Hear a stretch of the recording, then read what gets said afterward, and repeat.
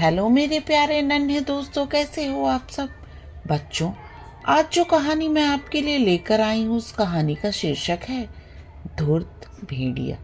तो आइए कहानी शुरू करते हैं। ब्रह्मरण्य नामक एक वन था।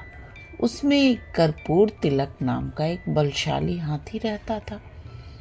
देह में और शक्ति में सबसे बड़ा होने से वन में उसका बहुत रौब था। उसे देख सारे बाकी पशु प्राणी उससे दूर ही रहते थे। जब कोई कर्पूर तिलक भूखा होता तो अपनी सूंड से पेड़ की टहनी आराम से तोड़ता और पत्ते मजे में खा लेता। तालाब के पास जाकर पानी पीता और पानी में बैठा रहता। एक तरह से वह उस वन का राजा ही था। कहे बिना सब पर उसका रौब था। वैसे ना वह किसी को परेशान करता था, ना किसी के काम में दखल देता था। फिर भी कुछ जानवर उससे चलते थे।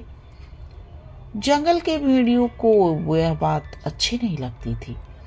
उन सब ने मिलकर सोचा किसी तरह इस हाथी को सबक सिखाना चाहिए और इसे अपने रास्ते से हटा देना चाहिए। उसका इतना बड़ा शरीर है, उसे मारकर उसका मांस भी हम काफी दिनों तक खा सकते हैं। लेकिन इतने बड़े हाथी को मारना कोई बच्चों का खेल नहीं है। किसमें है ये हिम्मत जो इस हाथी को मार सके। उनमें से एक भेड़िया अपनी गर्दन ऊंची करके कहने लगा, उससे लड़ाई करके तो मैं उसे नहीं मार सकता, लेकिन मेरी बुद्धिमत्ता से मैं उसे जरूर मारने में कामयाब हो सकता हूँ। जब ये बात बाकी भेड़ियों ने सुनी तो सब खुश हो गए और सब ने उसे अपनी करामात दिखाने की इजाजत दे दी।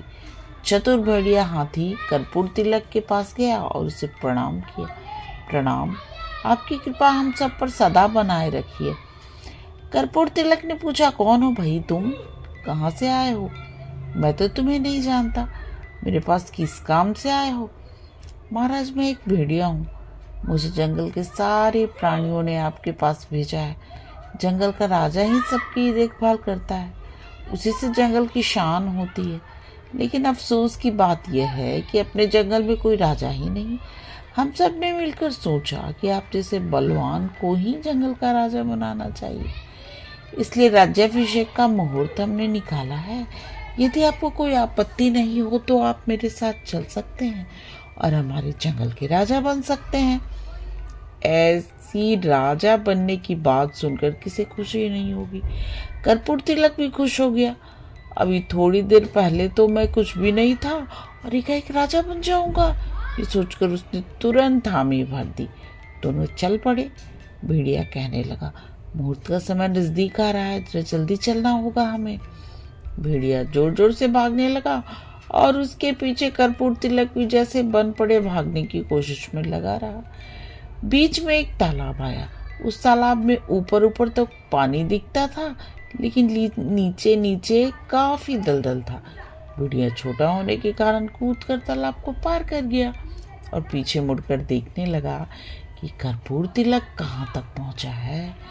कर्पूर तिलक अपना भारी शरीर लेकर जैसे ही तालाब में जाने लगा तो दलदल में फंसता ही चला गया। निकल न पाने के कारण वो भेड़िए को आवाज लगा रहा था, अरे दोस्त, मुझे जरा मदद करो, मैं इस दलदल से निकल नहीं पा रहा हूँ। लेकिन भेड़िए का जवाब तो अलग ही आया, अरे मूर्ख हाथी, मुझ जैसे भेड़िए पर तुमने यकीन तो किया, लेकिन अब भुगतो और अपनी मौत की घड़ियां गिनते रहो, मैं तो चला। ये कहकर भेड़िया खुशी से अपने साथियों को यह खुशखबरी देने के लिए दौड़ पड़ा। बेचारा कर्पूर तिलक। इसलिए कहा गया है कि एकदम से किसी पर यकीन ना करने में ही भलाई होती है। बच्चों, आपको ये कहानी कैसी लगी?